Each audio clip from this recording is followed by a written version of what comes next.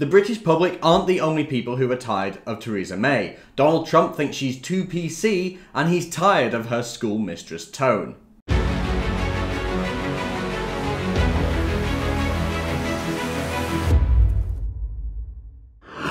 The Telegraph reports today that President Trump and Theresa May will not be holding talks at the G7 summit in Canada. If you don't know, the G7 stands for the Group of Seven. It's the 7 largest economies in the world, which are Canada, France, Germany, Italy, Japan, UK, and USA. So it's a big meeting. It's important. These are the biggest economies in the world. And with Brexit allegedly underway, you'd think it'd be a great opportunity for Theresa May and Donald Trump to talk about trade. But it looks like President Trump isn't interested, and you know what? I don't blame him. The news that they won't hold a meeting comes as a senior US diplomat told newspapers that Trump has expressed annoyance at Mrs. May's frequent demands. So it turns out that every time you're on the phone, Mrs. May's on the phone talking politics in detail and making demands, whereas Trump kind of wants to foster some kind of relationship there and maybe talk about what America gets in return. But Theresa May doesn't seem to be interested in that. The Telegraph reports Donald Trump has grown frustrated with Theresa May's schoolmistress tone. Allies of the president have told the Telegraph. As it emerged, the pair will not hold formal talks at the G7 summit in Canada. The US president is said to bristle at the Prime Minister's approach during phone calls, with Mrs. May quick to get into policy details rather than wider conversation. One senior US diplomat said Mr. Trump had expressed annoyance at Mrs. May's frequent demands, which are seen as taking advantage of the UK-US relationship. And the article went on. It said, another longtime friend of the president revealed that he had privately complained of how Mrs. May calls him out in public when he's deemed to have stepped out of line. A third figure, a former White House official who attended meetings between the pair, confirmed the frosty relationship. Quote, no offense, but she's basically a schoolmistress. I'm not sure anyone gets on well with her. Well, isn't that great to hear as a British citizen, that nobody gets on with your Prime Minister? And I can't say it surprises me. Theresa May doesn't seem to have that charisma that's needed to get on with people like Trump and get on with other world leaders. I do feel bad for her. I really want to like her. She looks cool. She's a woman, like a strong woman in leadership, another Maggie Thatcher kind of type.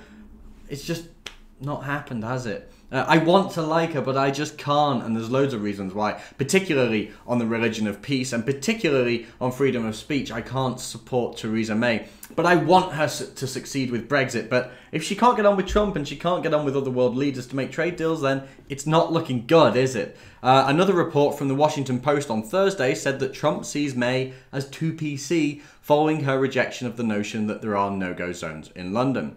We've certainly come a long way since the days of these two holding hands. And you know what? I don't blame Trump for cancelling this meeting. Theresa May's not a conservative. Trump technically isn't even a conservative himself, but he's still more of a conservative than Theresa May.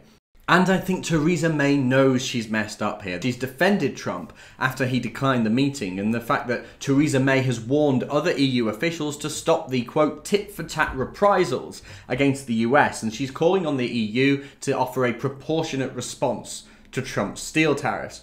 So I think maybe Theresa May, finally, after this rejection, maybe Theresa May is realising that she needs to respect President Trump if she wants to work with President Trump. President Trump thinks Theresa May is too politically correct, so he's cancelled meetings with her at the G7 summit. Good on you, mate. Because you know what? He's right. When Theresa May denies that London has no-go zones, she is denying the mountains of evidence that say otherwise. She's denying the fact that record numbers of people are being killed in London by gangs. London is not a peaceful, safe city anymore, Theresa May, and no matter how PC you want to be about it, it's not going to change that fact. When Theresa May hails the benefits of Sharia in Britain, and when she calls for the country to come together in love after terror attacks, I know that actually, yes, she is too PC. She's too politically correct, and she is a schoolmistress about it. She stands there in her kitten heels looking down at people, telling them, well, no, you're wrong, you're Islamophobic, no, you're racist if you say this.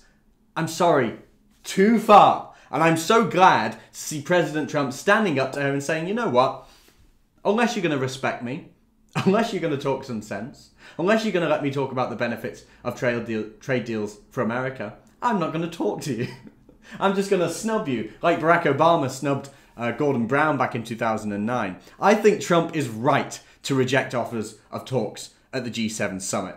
And you know what? I want to see Theresa May crawling back to President Trump after she's realised she's done wrong. I want her to go back to the European Union and tell them, guys, if you want to work with Trump, you've got to respect him. I want her to go back to the EU and say you're never going to get anywhere unless you respect the president. So Theresa May, come on, girl. Sort it out. Respect the president. Stop slagging him off in the media. And then, maybe then, President Trump will be willing to hold talks with you at the next summit.